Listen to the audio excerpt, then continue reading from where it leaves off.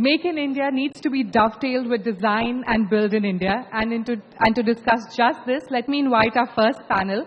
Please welcome back on stage Shireen Bhan, the moderator for the session, Design Thinking in Manufacturing. Our panelists, Arvind Lakshmi Kumar of Tonbo Imaging, Manasij Ganguly once again from ThreadSoul, and Shashikant Surya Narayanan of Sedimac, an IIT Bombay startup that's building products to help auto engines go green. Thank you very much, Shruti. Well, you've already heard from Arvind and you've heard from Manasij. So before I kickstart this panel discussion, let me give Shashi a chance to give you a sense of what exactly they're up to. They want to be the Bosch of the two-wheeler industry. Sedimac is a company which builds powertrain controls. Now, what is that? It's Greek and Latin to most people. So powertrain refers to anything in between the point of production of power in a vehicle or a generator or in a construction equipment vehicle to its consumption. And powertrains need to be controlled. The flow of power, how much fuel you're consuming, when you're putting in whatever you're putting in. Amongst the things that we've been able to manage to do is that one of our first products is now running on about 4 million vehicles in India, has clocked about 25 billion kilometers in cumulative. Over the course of its lifetime, that product will be on probably 20 to 25 million vehicles here in India, saving about 1 billion kilograms of carbon dioxide. That's already on its way.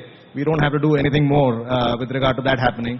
We are also building the next set of brains for the two-wheelers that you will see coming out over the next 3-4 years. So our brains will be running around, and that allows huge connectivity options and all associated linkages along with that. Arvind Lakshmi Kumar, let me start by asking you, while you've created in India, how easy or difficult was it to sell in India?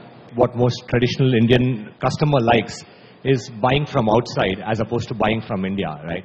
And our first sale in India actually happened because we sold internationally.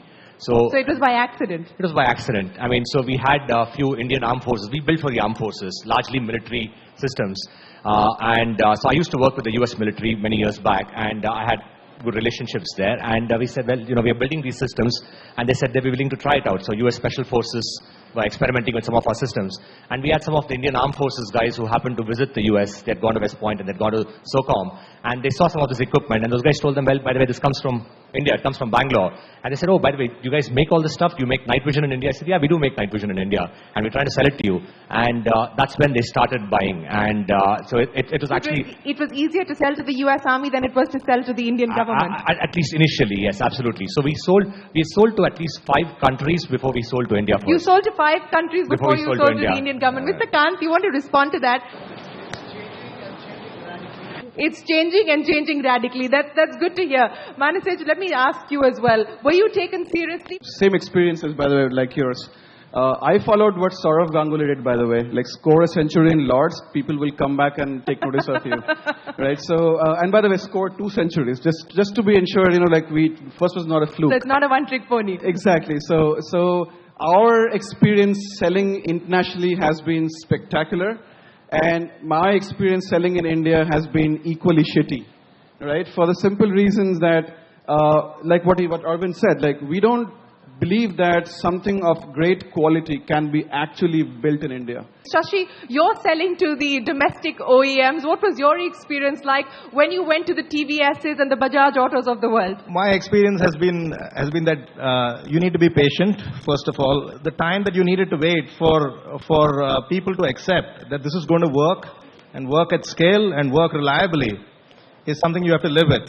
Okay, but the good part about being a technology supplier to OEMs is that if it works, it's big scale. Okay, so it's a 1 or a 0, and it allows technologies don't change a whole lot in automotives. People make massive investments over a huge period of time before something really becomes reality in a large number of vehicles. So if you're in that boat, then you basically get accepted across the board. So there's clearly a perception issue, right? I mean, make in India is one thing, but as far as create in India is concerned, there is a perception issue. What do we do to be able to address that perception issue? In India, we don't appreciate wealth creation very well, right? Creation of wealth has been appreciated in terms of the service industry. So what's happened in India is The service industry took off very well. So people said, Infosys was the poster boy. So every other service company which came in, was lauded. The e-commerce industry took off very well. So people said, let's do e-commerce. If you look at Silicon Valley and the ecosystem which was built, Facebook came much later. I mean, there were companies which built materials. There were companies which built sensors. There's fundamental technology built before people jumped to, I'd hate to use the word fluff, but less intensive material, right? So because here we're talking about nation building. India is at the cusp where this stuff needs to be built first, and we need to do it right? And if we get caught up with a lot of this fluff, overhyped valuations, talk about all these unicorns, it doesn't help industry at large. Getting to appreciate that and saying, well, build in India, but build with a design philosophy of export, build with a philosophy of being able to compete in a global market, that becomes critical.